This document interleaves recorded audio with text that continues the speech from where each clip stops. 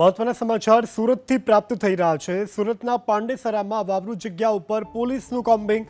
પાંડેસરાના ખાડી વિસ્તારના વાવરૂ જગ્યામાં પોલીસનું પેટ્રોલિંગ। ખાડીની પાસે ડ્રોનની મદદથી પોલીસે ચેકિંગ હાથ ધર્યું છે। ગુનાહિત પ્રવૃત્તિઓ થતી હોય તો તે અંગે ડ્રોનની મદદથી તપાસ હાથ ધરવામાં આવી છે।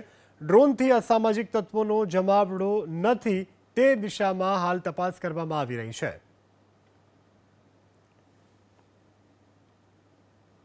પાંડેસરા પોલીસ સ્ટેશન વિસ્તારમાં ખાડી વિસ્તાર છે, ત્યાં સામાન્ય રીતે નોર્મલ માણસોની મૂવમેન્ટ નથી થતી, જેના કારણે મહેરબાન નાયબ પોલીસ કમિશનર ઝોન 4 સાહેબની સૂચના અનુસાર ખાડી વિસ્તારમાં ડ્રોન દ્વારા પેટ્રોલિંગ કરવામાં આવ્યું છે અને ખાડી પર જે વસાહતો આવી છે તેને પર્ટિક્યુલરલી પોલીસ તથા પોલીસની ટીમ દ્વારા ચેક કરવામાં આવે છે અને કોમ્બિંગ કરવામાં આવે છે।